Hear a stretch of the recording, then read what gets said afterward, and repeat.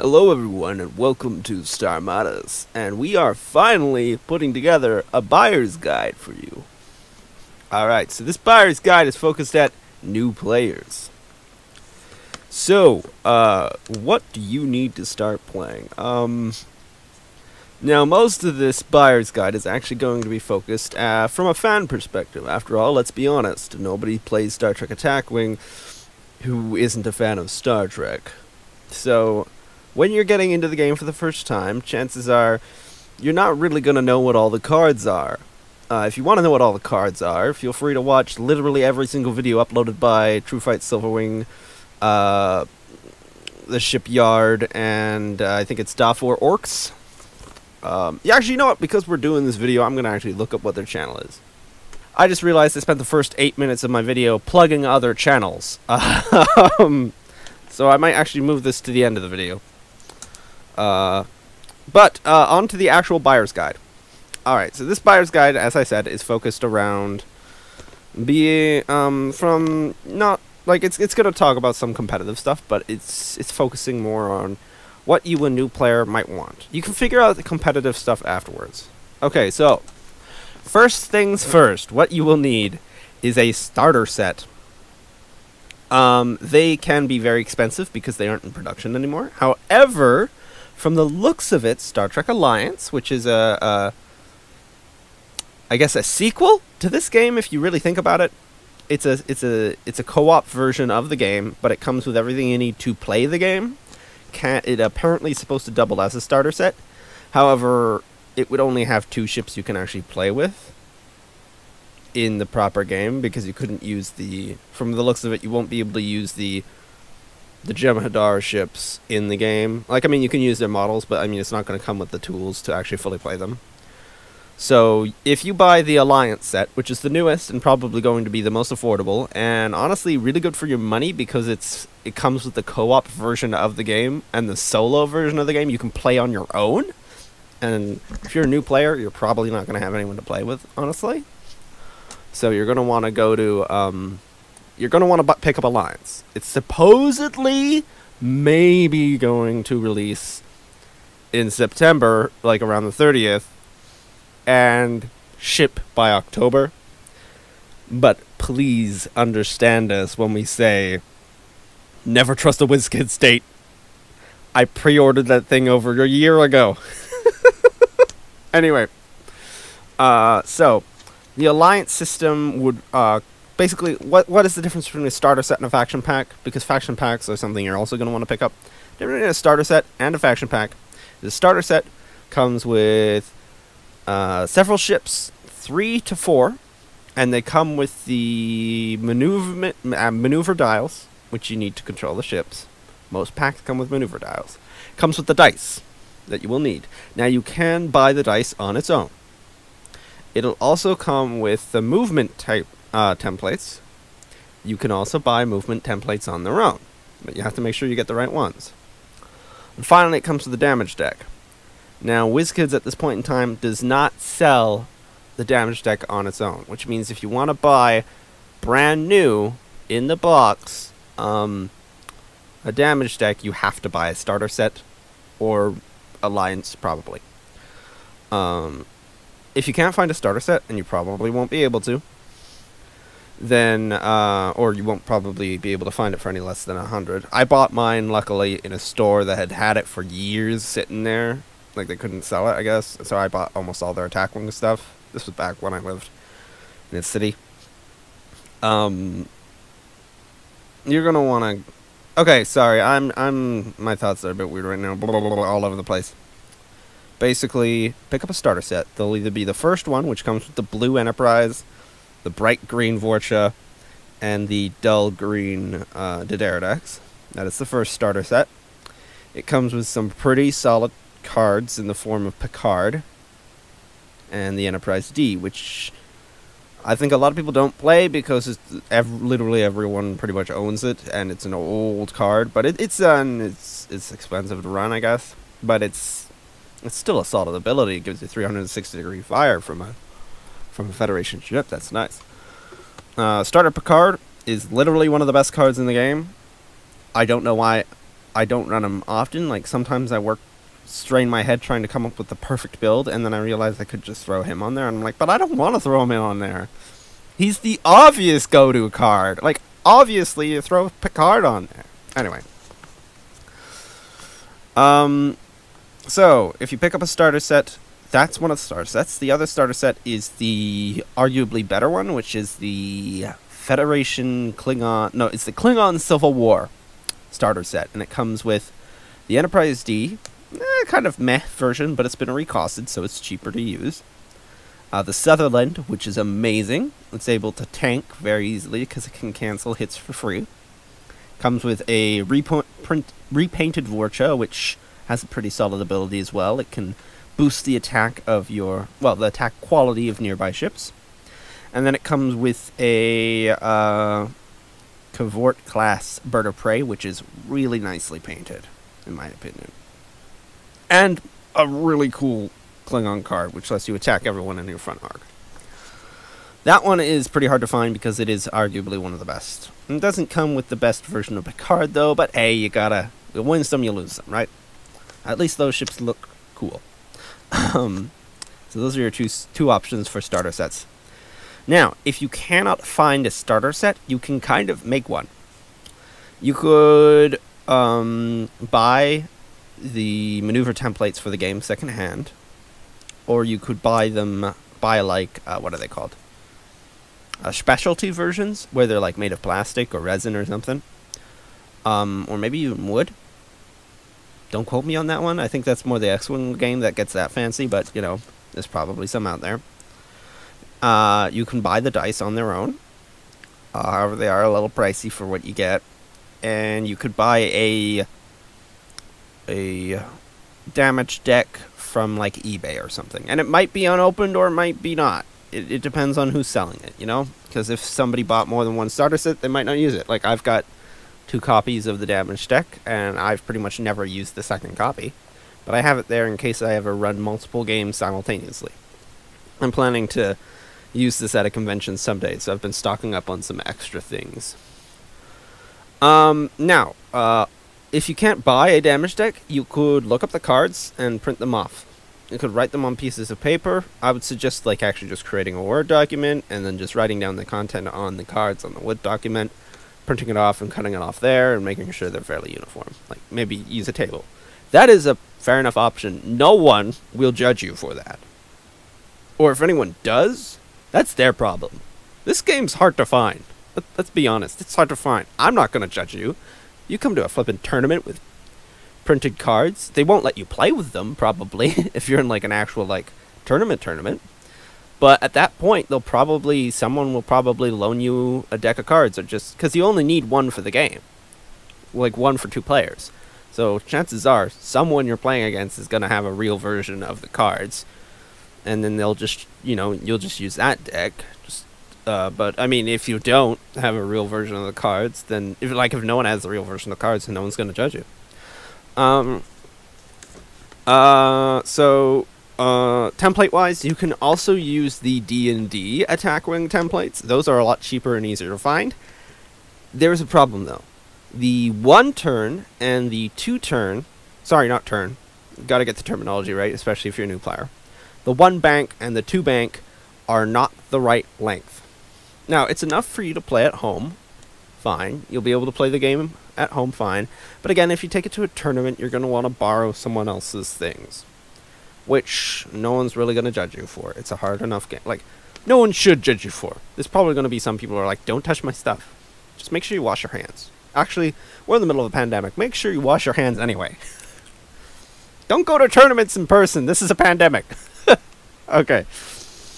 So, and you will need to use, like, an actual ruler if you're using the D&D attack wing ones, because the D&D attack wing template for measuring distance is not the same.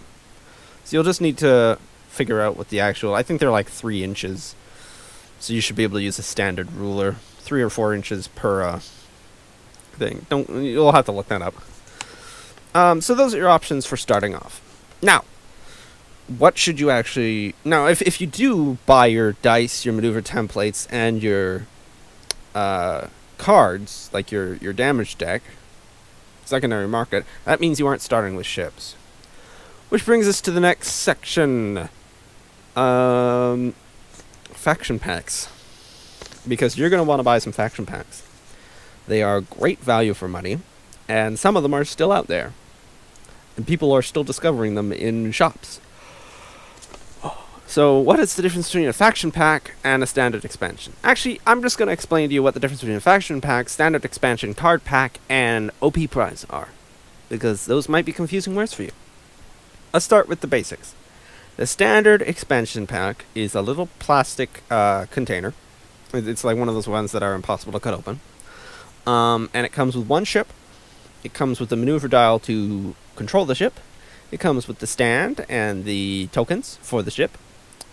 And it comes with, I won't say a lot of cards, because some of the Romulan science vessels ones came with like 10 cards, whereas some of them come with like 20 cards or 17, or I don't know. They are not all created equal. And this is why you want to check out those YouTube channels I was plugging, which I'm actually going to probably put at the end of the video now. But you're going to want to check out some of those channels, or look up the pack and look for the Board Game Geek link on YouTube when you type in the pack's name. Make sure to type in the name of the ship and then attack wing. It's a good way to find it. And it'll tell you what's in the pack. You'll be able to find a list of things, or you'll be able to find an image, you'll be able to click on it and then zoom in and look at all the cards, read them for yourself, most of the time. Sometimes there are a couple ships that don't actually have all the cards uploaded on Board Game Geek. But that happens. So, with a standard pack, you usually get more than one captain, not including the generic, because there are generic captains which are worth 0 points. Newer packs don't come with generic captains, and that is because the game instated a rule saying you can just declare your ship to have a generic captain.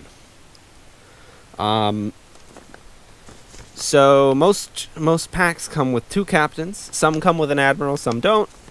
They usually come with enough cards to equip the ship in a battle. Essentially, like if your ship comes with a tech slot, a weapon slot, and 2 crew, it'll probably come with a tech upgrade, a weapon upgrade, and 2 crew. However, most of the time it'll come with more. So it might come with 2 weapons, 1 weapon. Might come with 2 crew. Well, it might come with like 2 tech or 1 tech. Might come with 2 weapons or 1 weapon. Might come with 3 crew or 4 crew. Even if the slot loadout is just 1 tech, 1 weapon, 2 crew. Basically, it usually comes with more cards than you actually need to run the ship. That way you have some variety, and everyone who's playing the ship isn't playing the exact same thing. It'll also come with a mission card, and if the mission involves special tokens, it might come with those special tokens. That's usually for the older expansions. They created all these tokens for the missions. Newer ones are like, oh, just use mission tokens or objective tokens. Oh, that's the other thing. Starter sets come with mission tokens and objective tokens. You can easily make these yourself at home, or print them off from the internet. You don't need them. Even in the game it says if you run out of tokens, use something that's of similar shape or size, like a penny or something. So yeah. So the expansions come with mission elements as well. Now, OP prizes. OP prizes are very similar to expansions, but the newer ones don't come with a ship model, because they're assuming if you're winning a prize, you probably have an expansive collection already. And they only come with typically just enough cards to use. Sometimes they come... Oh, wait, no. That's the blind booster, sorry. The blind booster usually comes with just enough cards to use on the ship for every slot, and then maybe 1 or 2 extra cards. And they come with typically 1 captain. OP prizes, they usually, I think, contain a little less than an expansion. So it's a few cards that are useful with your ship. They're pretty much the same as the blind boosters that you can find. So blind boosters and OP prizes are similar, but OP prizes, I would say, are typically of a higher quality on it. That's a lie, because this is Shuttlecraft OP prize, and then there's the Lakota blind booster. Alright. Blind boosters and OP prizes are basically the same content. However, if you buy an OP prize secondary market, you're probably going to also find a resource paired with it. That sometimes happens. They sell them with the resource. And I won't get into what resources are. It's been 10 minutes here, and I haven't really gotten into all the details. But, hey, this is going to be a long video, so whatever. Alright, so that's the expansion, OP prize, and the blind boosters. Next up, we have the card packs, which are similar to OP prizes that don't come with ship models. The card packs are designed to make ships that were maybe not all that great now because rule changes or just were never that great, and they're designed to make them better. And basically, it's everything you get in a expansion, except it doesn't actually come with a ship model or a maneuver dial or the pegs. It is simply just the items you need to make an old ship model better, which means you can't technically take a deep cuts model, which is just the model on its own, and pair it with a card pack, because you wouldn't have the maneuver dial. Alright. Finally, we have the best ones of all, the faction packs. They're cheaper than the starter sets, retail. They come with 4 ships.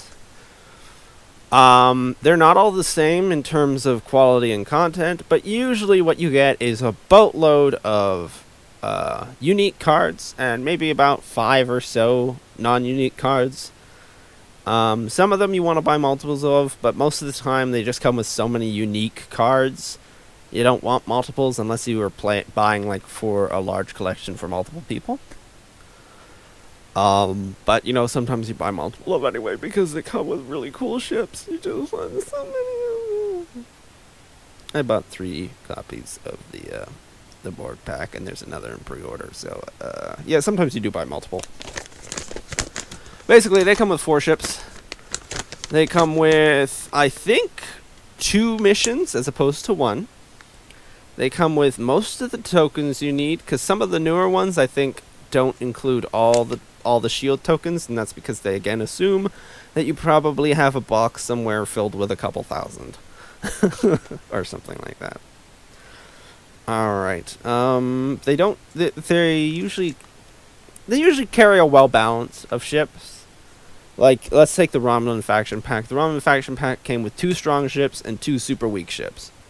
The Motley Fleet pack came with 2 lower-end ships, not super weak, but lower-end, and 2 medium-range-ish ships, so it was sort of a well-balanced middle ground. The Borg faction pack came with 4 really good ships, so that was kind of the exception to the rule. The Frankie pack came with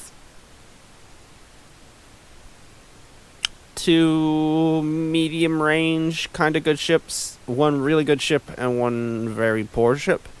So yeah, it's kind of strange. Alright, so let's see. First off, these are kits. So I'm gonna start here with this is now officially where I start talking about what specific expansions to buy. There are 3 things, regardless of what playstyle or what faction you want to play, you're going to want to pick up. These 3 things you are going to want to pick up if you can find it. You're going to want to pick up the animated pack. It comes with 4 tier 3 ships, being a Connie, which is short form for Constitution class. It comes with 2 Klingon D7 battlecruisers and 1 Romulan D7 battlecruiser. So, what's the deal with this ship? I mean, with this pack. These ships are all tier 3, so they aren't the super heavy hitters. However, you can equip them to be heavy hitters. But all of them are pretty solid ships. They're like good ships. And never underestimate the fighting power of like a tier 3 ship. Tier 3 ships can still be valuable in a battle. It might not be your main dreadnought, but something like the Constitution class, like Enterprise animated ship, that has, I think, 4 Yeah, I'm just going to look it up right now because we're doing this video properly. Let's open up Utopia. That's another thing you're going to want to check out. Crazy Vulcan's Utopia Fleet Yards. Fleet Yards. No, sorry.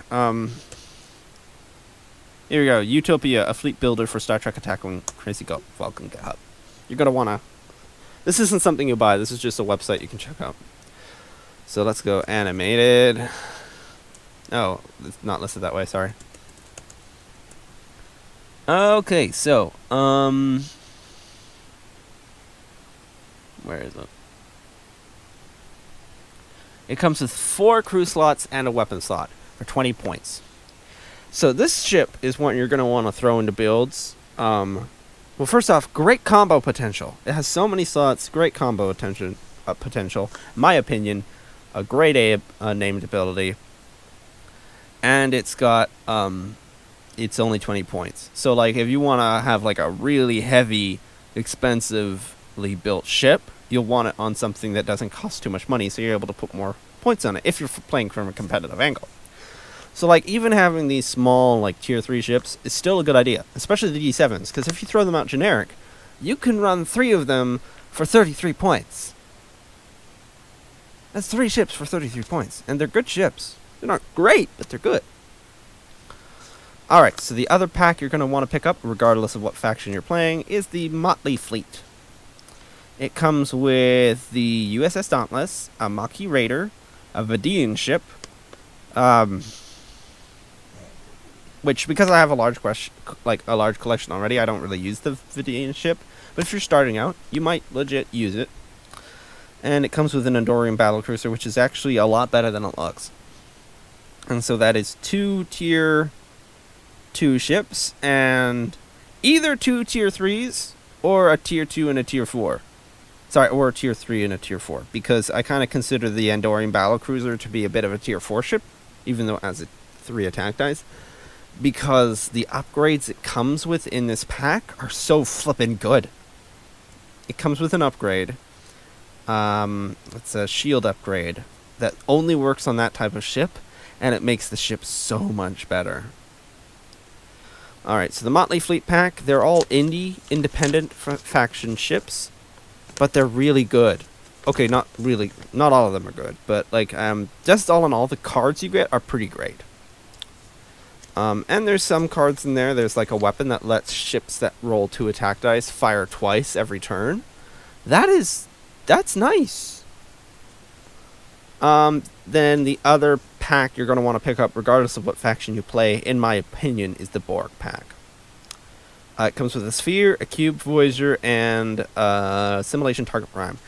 Interesting thing about Voyager, it is very, very, very, very hard to get a Voyager at anything less than like $60 to $100.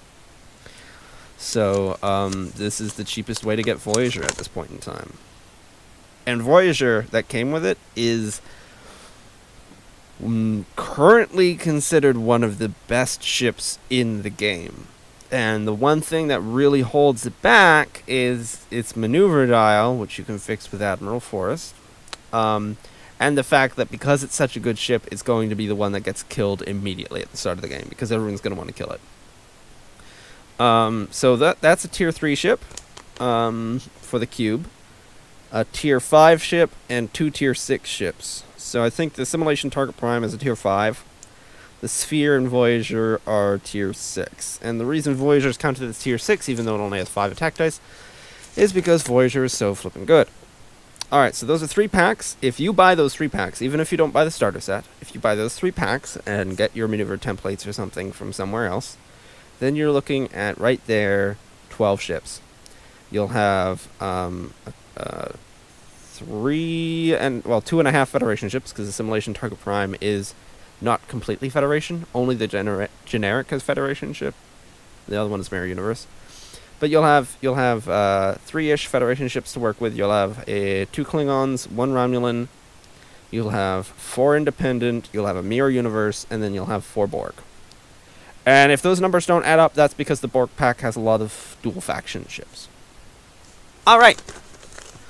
Moving onward, what are other packs to buy in general. So another pack you'll want to buy in general is the Borg Sphere.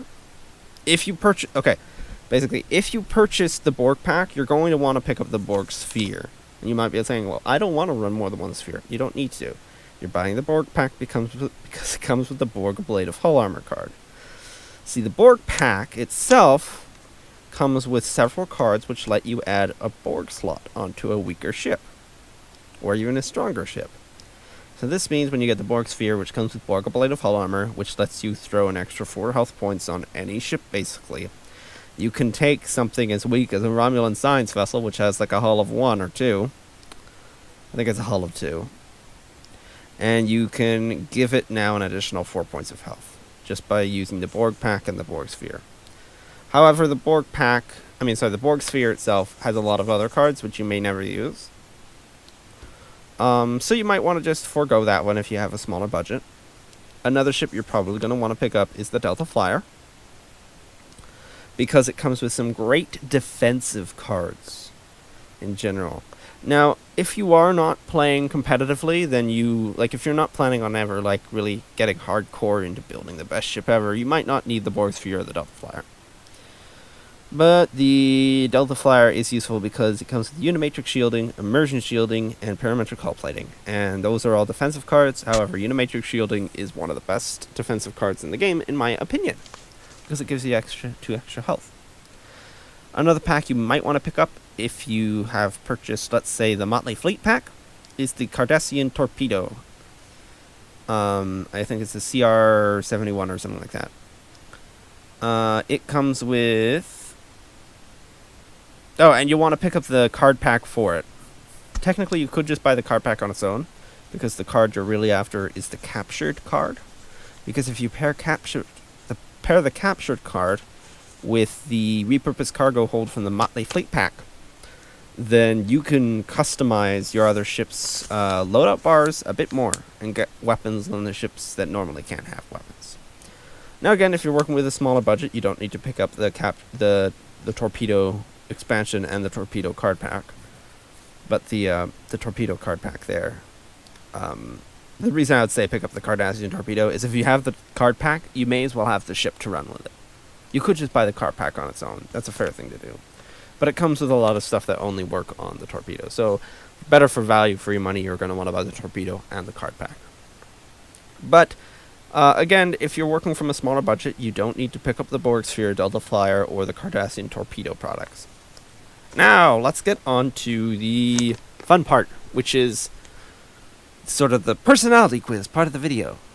For if you are a fan of DS9, buy these ships. If you are a fan of Voyager, buy these ships. These sort of things. So let's start. If you are a fan of Deep Space Nine, the ships I recommend you buy, in addition to the ones I already named, is the Uss Defiant, the Robinson, Quarks Treasure, and Regent's Flagship.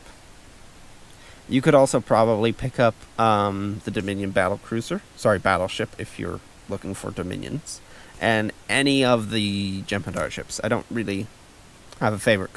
So you might be asking, why am I recommending the Uss Defiant and the Regent's Flagship when they're Mirror Universe faction? And that is because the Negevar is very hard to find. And when you do find it, it'll be anywhere between $25 to some ludicrously high number, like $50. The Uss Defiant is a lot like that, but it's even more expensive. So if you buy the Mirror Universe versions, you are going to get... if you buy the Uss Defiant, you will get cards that have your favorite characters' names on them. Yes, they'll be your Mirror Universe, but you'll have a Cisco, you'll have a... you'll have a Dax. If you're looking for and you'll also have a ship you'll have a Defiant class ship for one. And it'll actually be a stronger Defiant than the actual Federation version, because the Federation version is a little weaker than the Mirror Universe version, which kind of makes sense, because the Federation version they fixed the whole unstable, overpowered aspect, whereas the Mirror Universe version didn't have time to fix all that. I'm just going to open up the set viewer here. Where is it? Set viewer, set viewer. Where is this? Here we go, set viewer. Alright, so, now you might be like, I don't want to play with the Mirror Universe version of these characters. Fair enough. If you buy the Robinson expansion, which is a Jem'Hadar ship, Federation faction, that's an interesting one, you will get a lot of the main cast as Federation crew. And it's a pretty solid ship on its own. Next up, if you buy the Quarks Treasure, this will give you a shuttlecraft, for one, which is fun.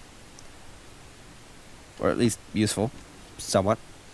And it will give you a whole bunch of Frankie cards, including a Odo card.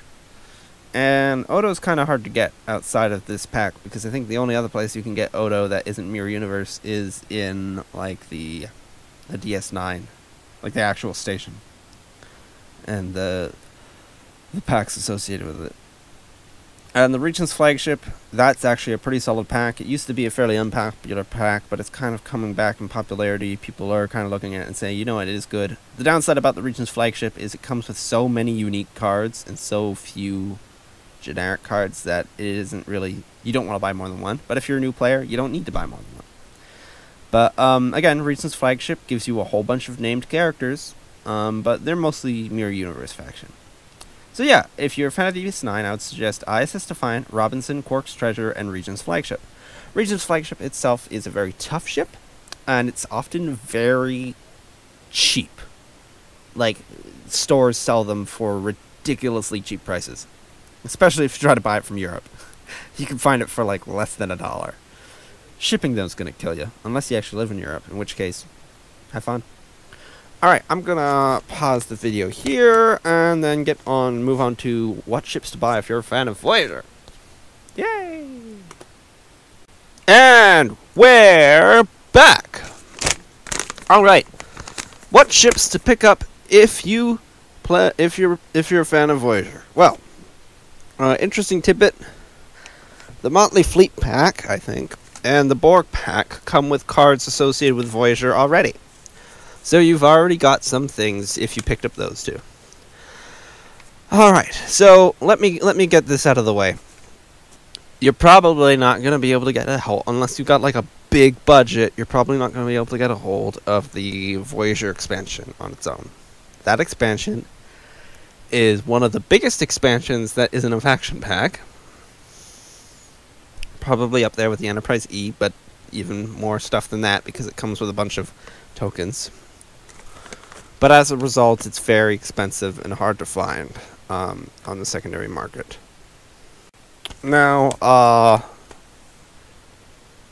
not really going to go into the contents of the Voyager pack because I'm not suggesting you buy it unless you can find it for $30. But if you really want a Voyager ship and you don't own the Borg Pack, then you could try to find the USS Bellerophon. It's a prize ship, and it's an Intrepid class, and you could always pretend it's Voyager on your home table. But if you buy the Borg Pack, you should have a Voyager. And it'll be a good Voyager, just won't be the one from the original pack. Okay, so, ships you're going to want to pick up. Delta Flyer, if you already didn't buy it in that optional section of the video where it was optional ships if you've got a bigger budget. You're going to want to buy a Delta Flyer. Delta Flyer is a shuttlecraft, so it's got some special rules. I personally don't use all the new erratas because some of them are really dumb. But in your home games, that won't matter. Delta Flyer is a solid ship. It comes with some great defensive upgrades for making weaker ships better. And it comes with one of my favorite combo B'Elanna Taurus cards. If you're buying that and you're looking for main cast Voyager characters, you will have a Tuvok, Tom Paris, and a B'Elanna. If you bought the Borg Pack, you'll also have a Tuvok, B'Elanna, 7 of 9, and Janeway. So just keeping in mind what main characters you're going to be getting, because if you're a new player, you're probably, you know, wanting to play your favorite characters on your favorite ships. Delta Flyer is a good way to get it. Now, if you're looking for a really good Chakotay captain, you can find him in the Valjean. Yes, it is pronounced Valjean, not Valjean, because Les Miserables, people. Jean Valjean, prisoner 24681. Your patrol... Your parole has begun. Do you know what that means? Okay. Let me just actually quickly look at what's actually in the Valjean Pack.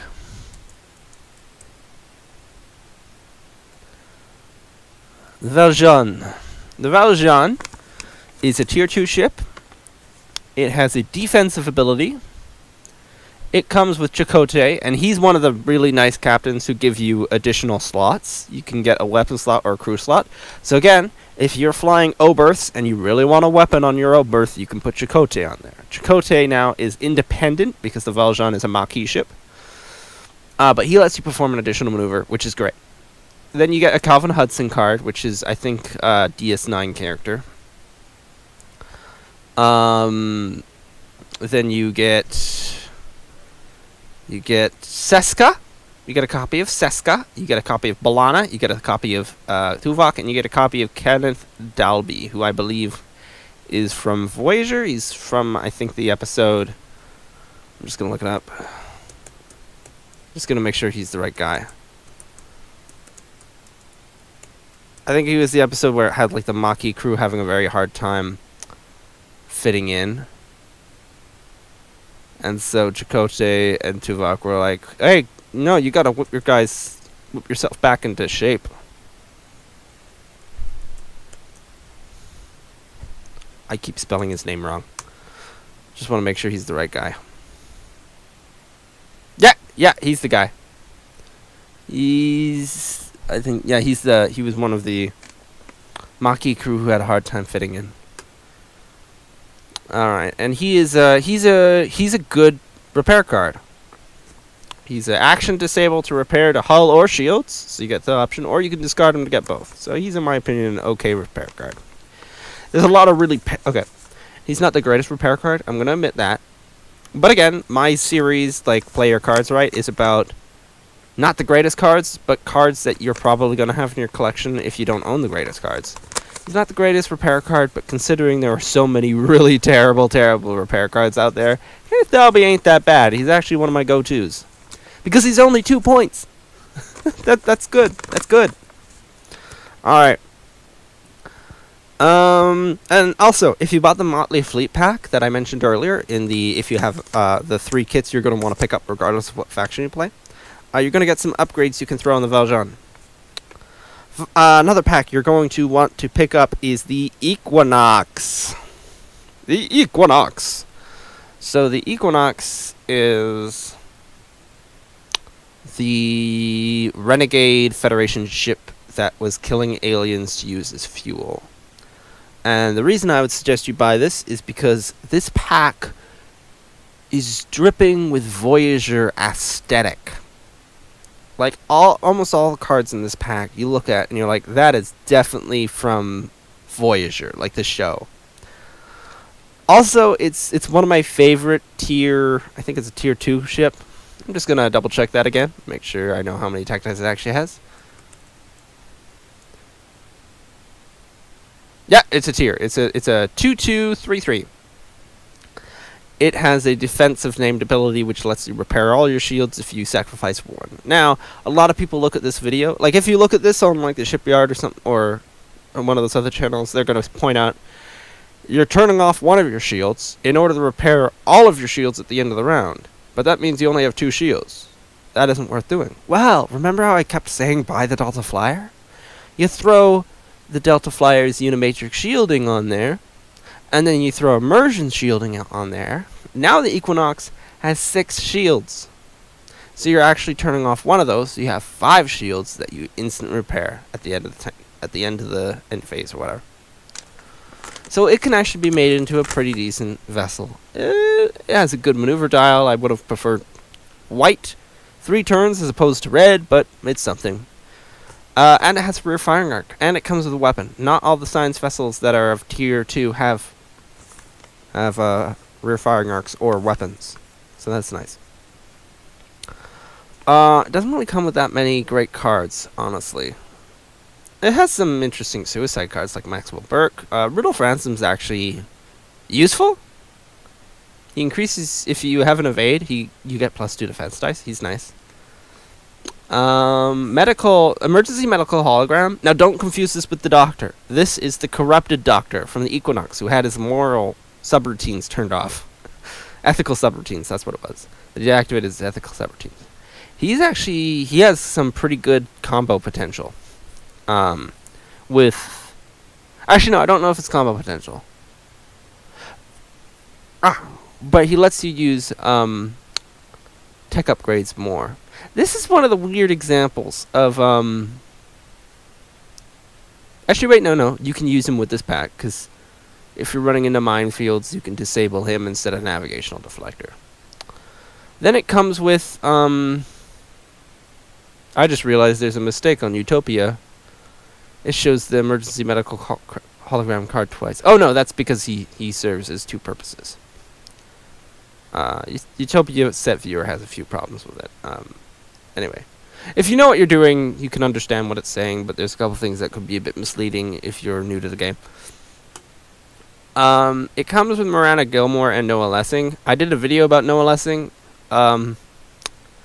Miranda Gilmore is a card that I always look at and think, oh man, I should play it, and then I never do. She's, I think, a gank card, which means she's based around stealing enemy cards.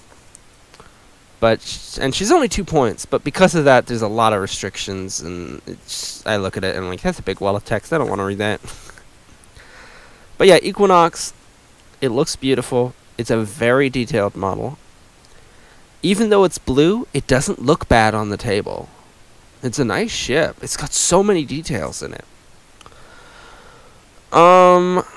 Alright, so if you're only buying these ships from this buyer's guide, I would suggest you buy a Kazon ship as well.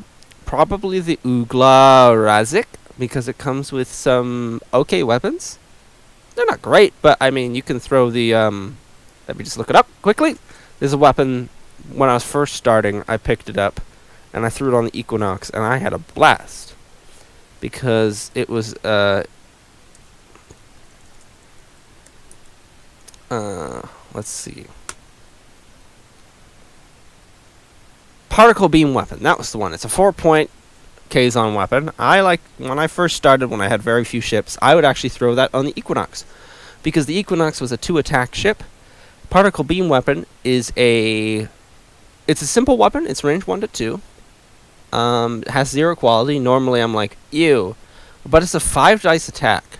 And you only have to disable it. So it's like boosting your ship's attack dice up a lot if you're flying on a 2-attack dice ship. Like, yeah. Particle beam weapons, one of the weapons I like to throw on low yield ships. Excuse me. Just drinking there. So, in addition to that, this ship has great fire arcs. It has the 180-degree firing arc and a rear firing arc. It's got good durability. It's a 4-attack dice ship. Its named ability is going to be useless to you, literally, unless you have a Kazon Raider in your fleet. But with that, it comes with some... I wouldn't say any of the cards are trash in this pack. There's some that aren't that useful. But hey, if you're looking for an enemy ship to put on the board when you're playing your little Voyager-themed games, the Ugla Razik works. And if you bought those 3 kits I mentioned earlier, you'll also have a Vidian ship you can run alongside and be like, oh no, they're coming to attack us, and throw the Dauntless in there to confuse things. But I'd say you're mainly buying that to have an antagonist on the board and to get just those weapons you can throw on your Equinox. And then there's the Prometheus, which is one you might also want to buy because that is a Voyager era ship. Its paint job sucks, honestly, but I am telling you the truth when I say that you could do worse. I tried to fix my Prometheus paint job and redo it with like a stealth paint job, and it looked horrible. not horrible, but it didn't look as good as the original paint job. So I actually legit went out and bought a second Prometheus because I was so disappointed with the paint job I did. And I was like, no, I'd rather have the original paint job than this mess. Prometheus is a cool ship. It's one of the heavy hitters of the Federation faction, because the Federation doesn't really have those punch-in ships. Instead, the Federation really relies on upgrades and crew and good captains to make your ships better. They don't have many ships that, like, straight out of the gate are amazing. The Prometheus is one of those good ships. It suffers from bad firing arc and bad steering, but you can make it work. What you're going to get out of this ship, though, that's interesting, is you're going to get the Doctor as a captain. And he's actually one of my favorite captains. He's a cheap captain, and his named ability means that he either goes last or he goes first in combat. Yeah. Well, not first, because there are ways to boost your captain skill up, but thanks to the rule of 3, that's not as big as a crazy thing anymore. But he can either get a captain skill of 10 or 0. So yeah, Prometheus is a solid buy if you're a fan of Voyager. So, now that I have fully exhausted Voyager, and I probably will spend more time on that than anything else because I'm a fan of Voyager first and foremost, moving on to TNG. Now, keep in mind, if you bought a starter set, you will have a copy of the Enterprise. So the Enterprise is not going to be on this list, the Enterprise D. And if you bought the Borg Pack, you will have a copy of Assimilation Target Prime, which is technically also the Enterprise. It's just not called that. So that's not going to be on this list here. If you're a fan of TNG, ships you're going to want to pick up is the USS Pasture, and that is namely for the named cards, because it has, you know, it comes with Beverly, it comes with a Worf, it comes with a Riker, it comes with Alyssa Aguaya, I think. Another ship you're going to want is the USS Hathaway. It comes with a Geordi, a Worf, a Riker, and I think a Wesley. The Hathaway ability itself is really good. Again, it's one of those ships, like, I put the Hathaway up there with Captain Picard in, like, it is so good I never use it because it's too good. Like, I love having a challenge when I'm building a ship. I like to build gimmick ships. And ships and cards which are just, oh, you put this on the table, you don't put anything else on it, and then you win, are not exactly my favorite to run. And I mean, no, it's not an automatically you win, because with the right build you can take down things like that. But I mean, it certainly gives you an edge. It gives you a definite edge in the battle when you're able to perform that many free actions. But the Hathaway, I learned this very recently. Hathaway Worf is so good. Oh my gosh, like, I think he's good, really good in competitive. Because in competitive, you got enemies shooting at you who have so many quality boosters. And Worf just looks at the target lock on the battle stations, stares your enemy in the eye, and says, "You aren't allowed to use those. Thank you very much." And it really, like, brings down your enemies a peg. So Hathaway is one of the ones you're going to want. And the Hathaway, if you remember, was an old Stargazer class ship that was going to be used in sort of a battle training exercise, and then the Ferengis got involved, and literally every time one of those ships is used in the show, the Ferengi get involved. Alright. Another one you're going to want to get is Dronova. Dronova is also a good pick if you are a fan of Deep Space Nine, actually. It should probably be on the Deep Space Nine list. It's mainly if you're looking for Klingon cards. The Dronova is a Klingon ship. It comes with Galron. It comes with, I think, Martok. I'm just going to double check. And it comes with, I think, Worf. And it is one of the only packs in the game where you can... It is the only pack in the game where you can get cloaked mines without buying the Praetus. They're not as good. Apparently, they're not as good. That is what other people say. They say it's not quite as good. But I think that's only because when you put the card on the battlefield, the rules are a little more stricter on where you put it. Here we go. Dronova. Ik Estranova. It comes with Galron. Oh, okay. It doesn't come with Worf. It comes with Galron and Kern. But it comes with detonation codes, which lets you destroy cloaked mines. Which is important. And it comes with cloaked mines. And it comes with some other cards, which are... some of them are useful. I think Emergency Power is probably one of the most useful there. But it comes with a Vorcha, which is a good ship. It's a good ship. I don't run them myself, but I don't run them often. I used to run them when I was doing like a solo single-player campaign I was running with myself, but then my spreadsheet software stopped working. Anyway, it's an okay ship.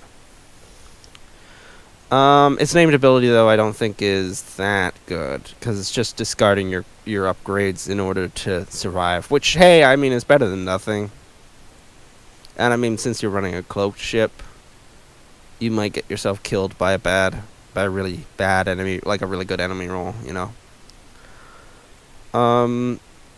So that one you're going to want to get if you want Galron, and you don't have a Klingon ship already. But if you bought any of the starter sets, you should have one, but you might not, because they are hard to find. And again, the Alliance does not actually come with the enemy ships being the Klingons or the Romulans, because the Alliance comes with Dominion ships, which you can't use in battle. As far as I know, it hasn't dropped yet, so we could be wrong, but according to the listings, it doesn't say they come with maneuver dials, so... Alright, let's see what's up next. You can pick up the Pegasus.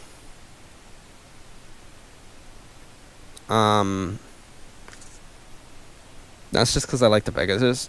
Honestly, you could probably skip the Pegasus. But I like it, so I suggest people buy the Pegasus.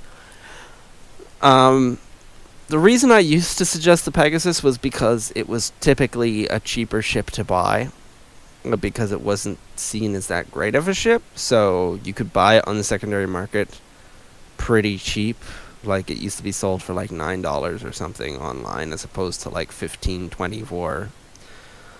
Downside is, I think I may have bought most of the ones that were $9, and now they're all like $24, so I guess I should apologize for that. Yeah, I think I bought all the cheap Pegasuses that there were. I had a thing for the Oberth class when I first started playing, so now I have like 6 of them. Alright, so really, yeah, you could skip the Oberth. You could skip the Oberth. Now, if you happen to see a USS Hood online for $25 to $30 with appropriately priced shipping, I would suggest buying it. It is a good ship. It comes with one of the best, if not the best, Federation defense cards, which is Hood Riker. However, it wasn't initially written on my buyer's guide because it is hard to find, and when you do find it, it is usually very expensive because it comes with Type 8 Phaser Array. I think it's Type 8 Phaser Array. And Riker. And those are 2 very sought after cards. That being said, if you happen to see one on eBay or something, or Amazon, that is very cheap, buy it. But I'm not officially recommending it as something you should go out and try to buy, regardless of its price. Because, you know what, you don't need it. You don't need it. Plus, the ship's an obnoxious blue color. So that's my T&G section. On to, if you are looking to play the independent faction, then you'll want to pick up the Frankie faction pack. It comes with 2 tier 3 ships and a tier 4. No, that ain't right. Sorry, I got that wrong. It comes with 2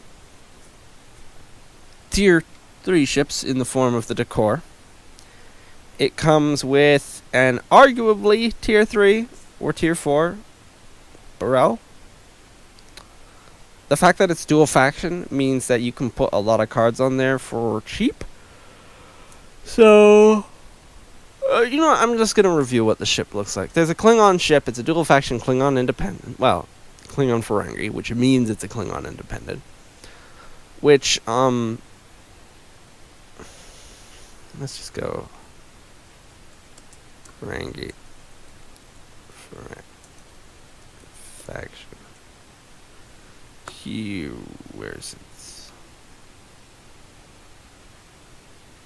I'm just looking for it. Here we go. Loren's Bird of Prey. Okay, yeah, it's a Tier 4. Wow. No wonder these things are so sought after. Wait, what? Sorry, what? Oh, I see why these things are so deadly. Yeah, it's definitely a Tier 4. It's a Tier 4 ship. Yeah, it's a 4-dice attack. 16-point generic, right? Are you joking me? Flippin'. It's a 13-point? Ah! Ah! The Burrells are so broken. Okay, hello new player who's watching this video, some context.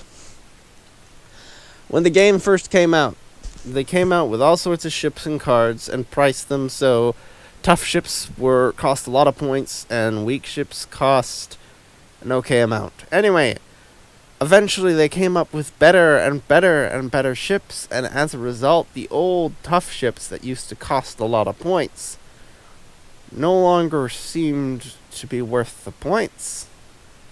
And the old weak ships that cost an okay amount of points now we're like, well, that's way too much for a ship of that quality, you know?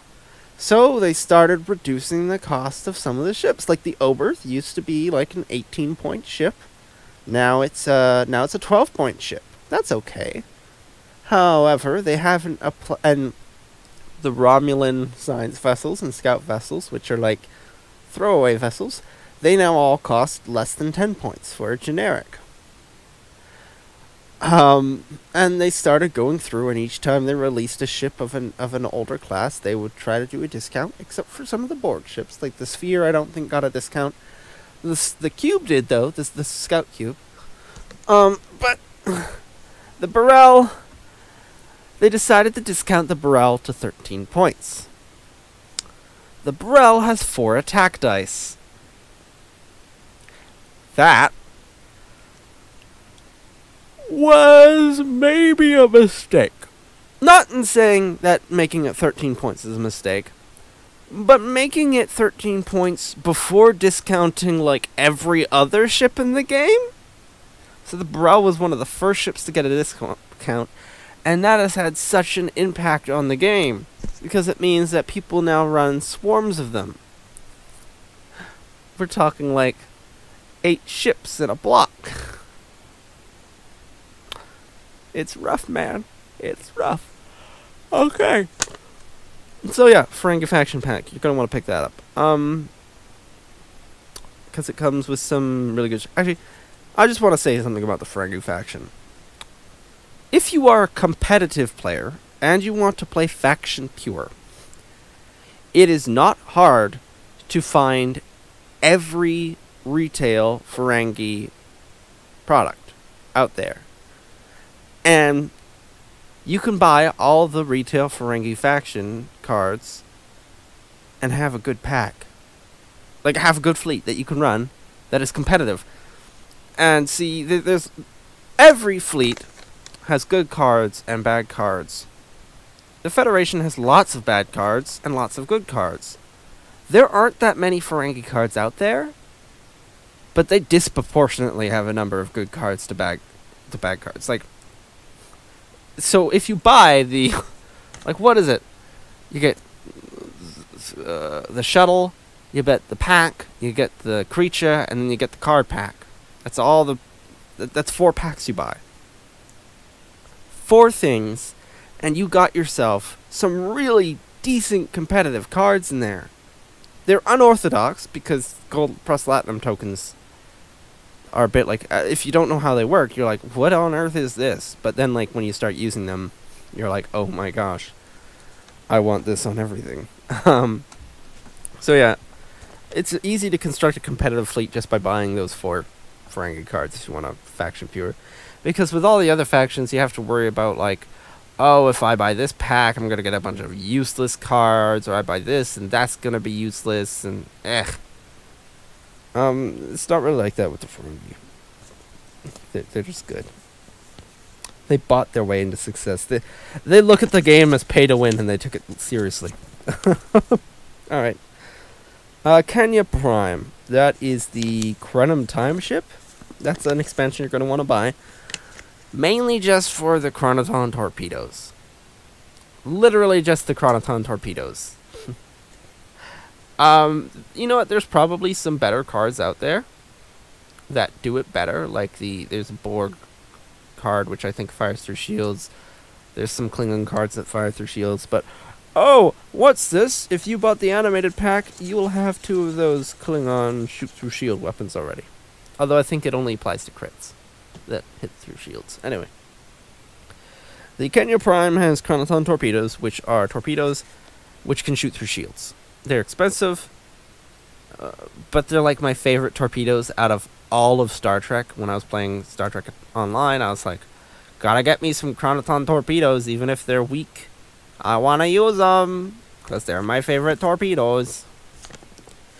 The ship's also good. And if you're a fan of Voyager, I should have probably put that on the Voyager list as well. Retroactively, if you're a fan of Voyager, pick up Kenya Prime as well. But yeah, Kenya Prime is a good ship. It's also Mirror Universe faction. Most of its upgrades, though, only work on the Kenya Prime. And the captains that you get are only really good on the Kenya Prime. So, I mean, they have some function on other ships, but, like, it's one of those packs where pretty much everything only really works in that pack. It's an isolated pack. Except, of course, for Chronoton torpedoes, which are cool. And that's literally it for the independent faction. It's just the Frankie Pack and Kenya Prime. I think I was meaning to add some more to that. But the thing is you already would have purchased, if you followed that 3 kits to pick up the Motley Fleet Pack, in which case you already have some good independent ships. Other than that, really the world's your oyster for the independent. It's really sort of like, what do you want to get? Alright. Are you a fan of the original series? Ish? Then you... Sorry. It's going to sound like blasphemy. Then you're going to want to pick up the Calvin Timeline Faction Pack. Alright. Calvin Timeline Faction Pack has some really great cards. But even if you do not like the Calvin Timeline Faction Pack, you might, like, if you don't like the movies, you might still want to buy it in order to get the Calvin Enterprise. You can, if you're a purist, you can buy the Calvin Timeline Faction Pack, take the Calvin Constitution class ship, and put all the original series crew on it. Like, not the Calvin one, but the original series. You can do that. It's just because the ships are so OP. Normally, this game attempts to balance ships by era. But since the Calvin movies are sort of isolated, you know, from everything else in their own bubble, dimension, whatever, they're in their own timeline, the game decided to say, oh, you know what? What if we said that ships from this era were actually stronger than the Enterprise E?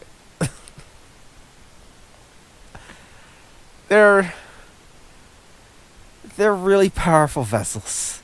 Which is a shame, because it comes with 2 Klingon ships, which are also really nice, but technically not that much stronger than a Katenga-class ship.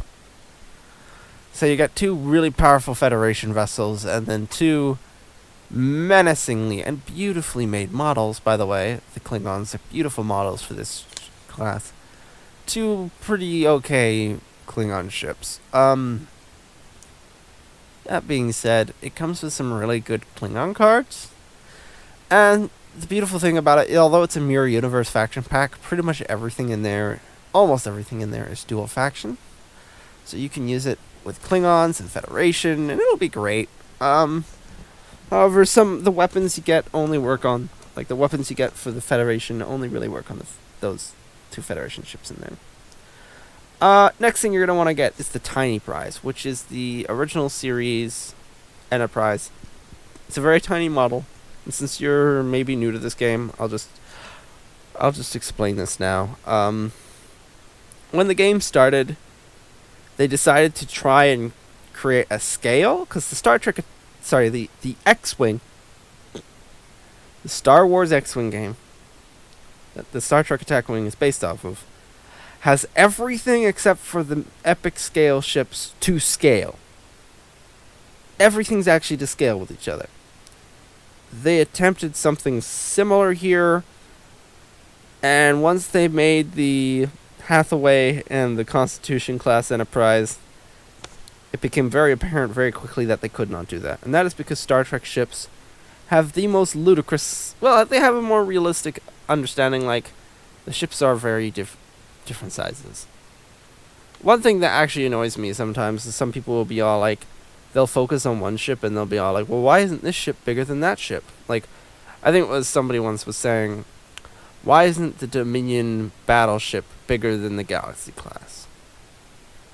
Well, why isn't the Daredevil class bigger than the Galaxy class? The Daredevil class is, like, a really huge ship. Like, it doesn't always look like that, I think, on the show, but it's almost as big as a Borg ship. So, yeah, the ships in this game are not to scale. And it's good that they aren't to scale. Because otherwise we would have a lot more ships that look like the Tiny Prize. Anyway, I should get back on subject. The Tiny Prize, the Enterprise, you know, it comes with your well, you get your main characters. You get your Spock, Kirk. I think it comes with Uhura. It might not. I'm just gonna look that up quickly. Here we go. It comes with Uhura. It comes with Sulu. It comes with it doesn't come with a Chekhov. For Chekhov, you're gonna want to get yourself the Miranda pack. Sorry, the Reliant. Comes with Khan.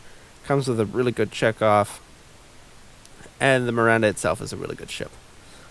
And it's probably going to get a recasting when the Federation faction pack drops, if it drops. Alright. So, the cards in this pack are really good. Just saying. The ship's good. The captain's good. Spock's good. Pike, I don't know if he's that good anymore. Comes with Cheat Death. That's good.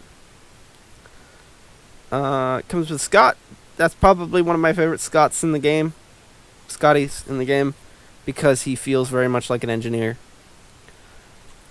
Sulu's good. McCoy. He's not the greatest, but he is useful. I'm going to say that. Like, there are better cards, but just because there's better cards doesn't mean he's a bad card. He's an okay card. Uhura, I don't think she's that good. Okay, so there are way better cards than Uhura, but she's useful. Sorry, this is not the show to break down all these cards. If you bought the animated pack in that 3 packs you should pick up, you will have some cards that will work great on this ship. Just saying. Because you'll already have a Constitution class Enterprise. Now, the thing is there are some people who don't like the animated pack because everything's cartoon. And that's why you'll want to pick up this pack. If you don't want to pick up this pack, you could pick up the Enterprise Refit, which is still technically a Constitution class ship. But it packs a bigger punch, and it has some good cards. It has, I think, a really good Spock captain. And one of the reasons you might want this ship is because you might not like the tiny Enterprise model, and you might want to use a bigger model. In which case, you could use the model from the Calvin pack or the Refit. You could also just buy the Refit Deep Cuts model. and use that instead of the tiny prize. And then, of course, you'll want the Reliant, as I mentioned before. Now, you won't really need to pick up any other ships from this era, because the animated pack, which you should have already bought, will have 3D7s. But you could get the Galgathon if you're looking for a Romulan ship. And speaking of Romulans, if you are a fan of the Romulan faction and you want to play Romulans, here are some ships you should pick up. First off, if you can somehow find it, buy the Romulan faction pack. I bought it. It was pretty good.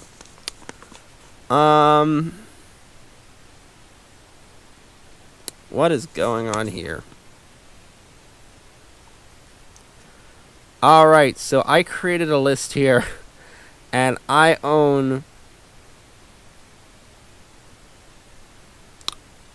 pretty much none of these. I wrote down Aponex, Hakona, Vrax, and one or two of any of the really tiny ships. And I think you'll probably want to get a drone ship. I don't own a drone ship. I don't own the Vrax. I don't own the Hakona. I don't own the Aponex. I don't know why I necessarily wrote that down. I think these are apparently ships that are pretty good. I'm just going to look up the Aponex because I can't remember what's in that. I think Aponex? Aponex? How's that spelled? Next. Here we go. Oh, okay. Aponex comes with an interface generator. That's why you're going to want it. Alright, yeah. Okay, let me revise this Romulan list here. I don't necessarily think I bought the best Romulan ships, but I own a lot of Romulan ships, and I love each and every one of them. Okay, so, alright. I'm just going to quickly throw together a new list here. I think I was really tired when I wrote this part.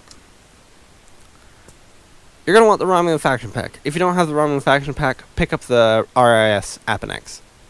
The RIS Aponex comes with an interface generator, which is considered one of the best Romulan cards, because it can protect your ship. You're going to want maybe the Hakona. I don't own that one, but I own enough Romulan stuff that I don't really need it. The Hakona is a D'Deridex, and it has some pretty good weaponry. You can also get that good weaponry in the... you can get similar weaponry. Sorry, it's not quite the same, but you can get similar weaponry in the faction pack. You are going to want probably one of the Valdor class ships. So that's either the Vrax, which comes with some pretty good cards, or the Valdor, which comes with some pretty good cards. Again, there is another Valdor class ship in the Romulan faction pack. So really, you could just buy the Romulan faction pack and call it a day. However, you're definitely going to want to pick up a... what is it called? I always forget its name. I mentioned it earlier in the video. Oh my gosh, what is it called? Praetus. The Praetus is one of the worst ships in my opinion. But it comes with cloaked mines. So you're probably going to want to pick it up. And before you say anything, because I know you're going to say, I want the Scimitar. The Scimitar is one of the most expensive to buy ships in this game. I'm sorry, unless you've got a bunch of money, you're probably not going to get the Scimitar. You could, if you want to, buy a starter set, and don't buy anything else on the list, and buy the Scimitar, and buy Voyager. You wouldn't have a very large collection, but you would have those two ships that are expensive and hard to find. That's an option. Oh, I forgot to mention, the Enterprise E is something you could buy if you're a fan of TNG. However, the Enterprise E is another one of those really expensive ships. But you can sometimes find it for maybe $45. Out of all the ships that are super expensive, I think the Enterprise E is probably actually the most useful. Because it comes with some really nice cards. But people don't really talk about them too much. But Dorsal Phaser Array and Ahab Picard are good. You'll hear about them. The Riker on there is actually great for combos, too. And he's also good for just getting some extra action out of there. But it is a pretty expensive ship to find. That's why it's not really on this list. And that's why the Scimitar's not on this list either. Because it's too expensive. It took me a very long time to get one, and I had to get it secondhand, and it was ridiculously expensive. Alright, so let's see, where are we? That's about it for the Romulans. You could pick up a Galgothong if you're a fan of the classic series. But it really doesn't come with too much that's to write home about. It does, though, I think, come with two copies of the Minefield token.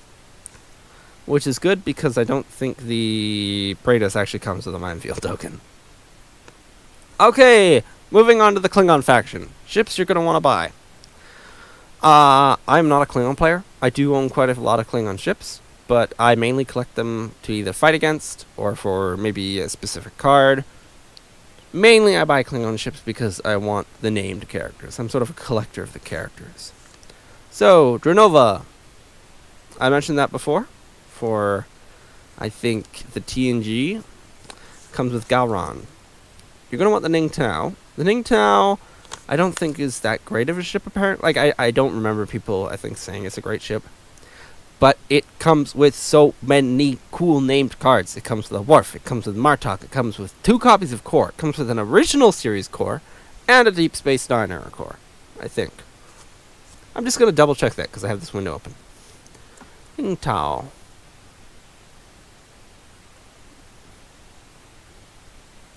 Ning. Here we go. It comes with Core, Martok, and Worf. Yeah, those are cool. I mean, from what I recall, this is apparently not the good Martok. I mean, in my opinion, he's still a good Martok. But, he's apparently not the best Martok, and I'm not sure which pack comes with the best Martok, but he's a Martok. Let's see. Chang's Bird of Prey. Okay, so if you're a fan of some of the classic Klingons from the movies, you could get either Kronos 1 or Chang's Bird of Prey. Those 2 packs come with, Chang and the other guy. Let me just look it up, because I forgot his name. Chang.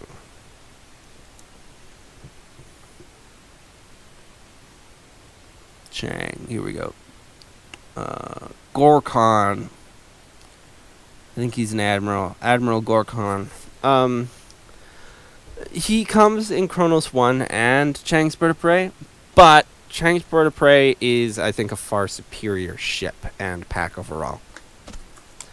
But if you did not get the original starter, Chang's Bird of Prey is one of the few packs that come with, like, the I get to stay cloaked and continue attacking cards, which are so good.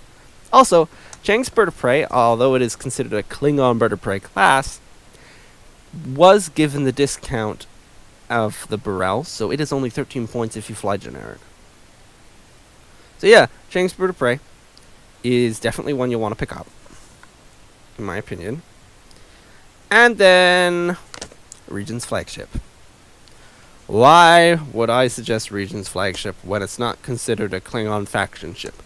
Well, because you can pretend it's a Klingon ship. I mean, it was a Klingon ship in the show.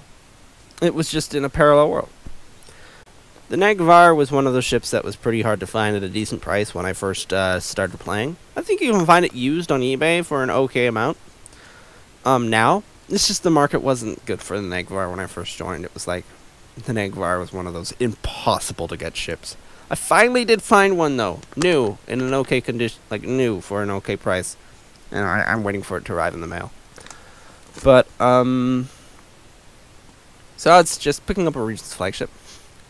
You might also want to pick up the Calvin Time Faction Pack, actually, because that comes with some pretty good Klingon cards. However, keeping in mind, if you bought one of the 2 official starters, you'll have Klingon ships. And if you bought the animated pack, you'll have Klingon ships already.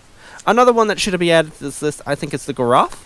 That's a good old classic, especially if you weren't able to find the animated pack. It's a D7 battlecruiser, but it comes with a really great competitive card, which lets you turn off enemy shields. Okay, the Dominion. I'm just gonna speak honestly here. I only very recently bought Dominion ships. I tried to avoid playing Dominion this entire time that I'd owned the game. I don't like them that much as like an enemy, so I stayed away from them. But you'll, in my opinion, and you might want to talk to some other people about it first. Don't just take my word for it. I'll pick up the battleship, the Reklar, and any Jem'Hadar ship. To me, they're all the same, except for the Robinson. You might want to pick up the Robinson. You'll want to pick up a Cardassian Torpedo and the Torpedo Pack, as I mentioned before. Alright, so now, let's move on. Are you a fan of the Enterprise series? If so, you'll want the ISS Avenger. Why? Because the NX-01 Enterprise is hard to find. If you can find it, buy it. Comes with Phlox. He's apparently really good. Alright. You'll want to pick up a Dakir for the Vulcans. Any of them will do. Oh wait, no, I think Dakir is a named Vulcan ship. Yeah, you'll want to pick up that. You want to pick up the Kumari, and please, please, please, run the Kumari alongside the other Andorian ship from the Motley Fleet, which I suggested you buy. Because the Kumari, and that ship, honestly, I did a video about Andorians. You can look the video up, but the Andorians have such good defensive synergy with each other. You are going to want to pick up the Praetus. Maybe even more than one. I am not the person to talk to about Xindi. I don't own any Xindi ships. But there's apparently a prize Xindi ship that comes with a guy named Kolo, which is apparently one of the unbeatable combos in this game that only work if you bring Kolo to fight Kolo or something. I'm not sure. Or if you build to fight him. Anyway, so I have no recommendations for this Xindi. Finally, moving on to the Borg. Just gonna say it. If you bought the Borg faction pack, you're mostly there already. I would suggest just picking up the Soong, because the Soong is not too expensive. I don't think it's too hard to find. It comes with some Oka cards, and it's a dual faction ship. I don't think it's that great of a pack on its own, but it's one of the ones that aren't too expensive, I think. Queen Vessel Prime. Queen Vessel Prime is a good tank. If you aren't able to get any of the tactical cubes or oversized cubes, then Queen Vessel Prime will be the strongest Borg ship, health-wise, that you're going to have. And that's about it for the Borg. There is a cube. I think there's some scout cubes that, what's it called? The Shipyard can recommend. And that is my buyer's guide there. So yeah, I've moved the shout-out section of the video to the end. The beginning of my video originally had a section where I talked about what channels to check out for more information. I'm putting it at the end of the video now. So, here we go! Shout-out section. I'm going to open up my YouTube playlist here of like my favorite Star Trek videos for all these different things, and I'm just going to take a look at some of the channels you might want to check out. Alright, so some of the YouTube channels you're going to check out is True Flight Silverwing. He does a breakdown of the cards in the video. His videos are typically about 15 to 10 minutes long, sometimes a bit longer. And what he does is he'll open up the pack. Well, it'll be already open on the table, and you'll see everything that the thing comes with. And he will talk about the model quality. He will talk about the cards. He'll even talk about some of the quality of the materials. He doesn't always go into that. I think if the model is generally just an average quality of materials, then he won't talk about the materials.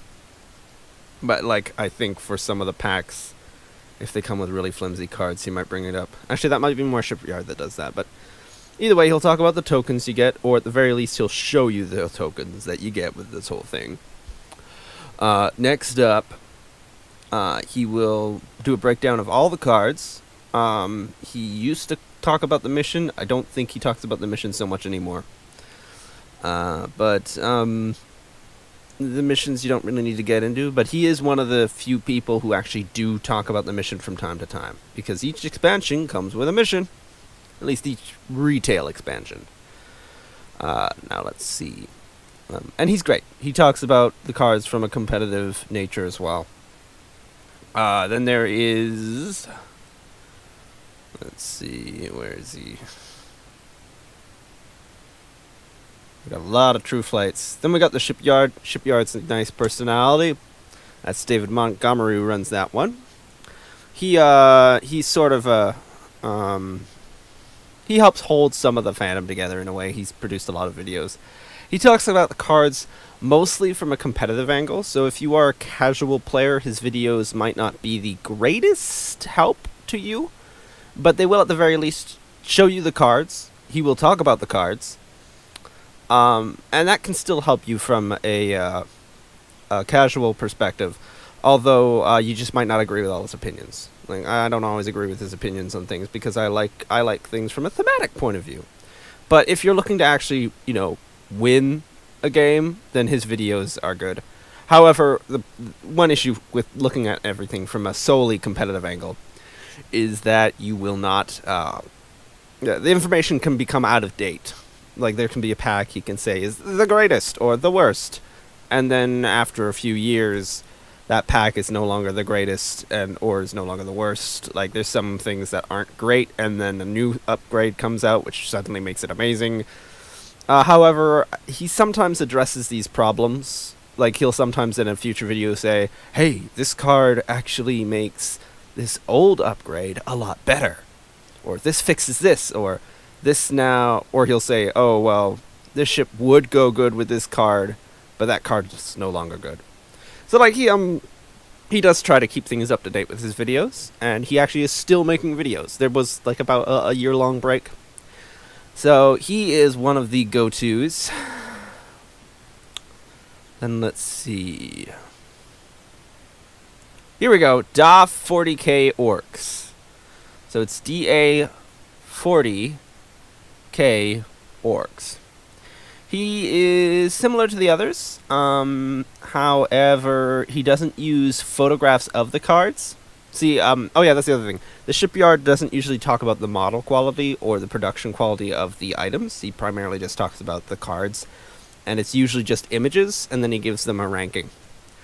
So like, he actually uses, like, close-up images of the cards. True Flight uses sometimes close-up images. Sometimes he just holds the card up close, or he positions the camera. Either way, it's very well studied. You can almost always read what the card says. Sometimes. He always reads it out anyway. DA 40K Orcs holds the card up to the camera. So it's a little harder to read, but he'll talk about everything in the pack, and he'll talk about it, I think, from a competitive and more of a casual perspective. That's one of the reasons why I really like his videos. He usually gives a very different take on things. And those are the three main ones you can find. If you're looking for, I think, primarily just a reading of what the cards are with no nonsense, like opinions and stuff thrown in, then Some Kind of Star Trek is a channel you can check out. However, they do occasionally throw their take on a card in. It's just, occasionally you'll get a video where it's like, it's just what the cards say and that's it. And those I would say are some of the big ones. There's some other ones out there too. I think Dad's Gaming Addiction covers some of them. Then we have... There are a few other channels which haven't actually done that many videos. Like, they've maybe done 7. Maybe done more. I think Seize the Initiative Wargaming is one that's done a few. I'm looking on my playlist here and I see one called Wolf of Midnight. I think that's probably only done a couple. I don't know. You can check them out. And there's Geek Corpse Productions. Those have some... there is Terry Litorco. She's done quite a few. I don't think she's active anymore in making videos. She might be still active in the community. I don't think I've seen her in the Facebook group or anything. I think she once worked for Geek and Sundry. I honestly don't know. But she had some pretty good production quality videos. I don't think they had too many images of the cards. Like, it wasn't like the Shipyard where all you see is pretty much the cards, except for in a couple videos where you see him. But their videos is very not in depth. So honestly, if you have not that much time, you might want to watch some of their videos because it's just a quick, like, oh, this is some of the stuff in the pack. This is what I think of it. And they're fun videos to watch. Ah, there we go. There's Dad's gaming addiction. He breaks down the cards as well, but I don't think he covers things from a competitive point of view. And I don't think he knows about the erratas. Like, if you're looking for, like, top-tier errata information, that's when you go to, like, the Shipyard and True Flight. They know all the rules for that. Then we've got State of the Federation, which appears, I think, on several channels. I think it appears on both Delta, Angel Fire, and the Shipyard. Those are podcasts which talk about the game, and sometimes they do reviews, but they're like 45 minutes long. And that concludes the Buyer's Guide. I would suggest pacing yourself. Maybe purchase those first initial, what is it, the starter set, and then those 3 kits I suggested being the starter set, the animated pack, Motley Fleet, and Borg Pack, just so you can get an idea of what sort of faction you want to play before you commit to any of the big lists I gave out there. Well, at the end of the day, remember, you are buying for you, and I guess whoever you're supporting, if you're supporting other players, but you're buying for you. You're not buying for me. You're not buying for David Montgomery. You're not buying for any of those other channels. You're buying for you. Pick the ships you like. That's what matters in the end.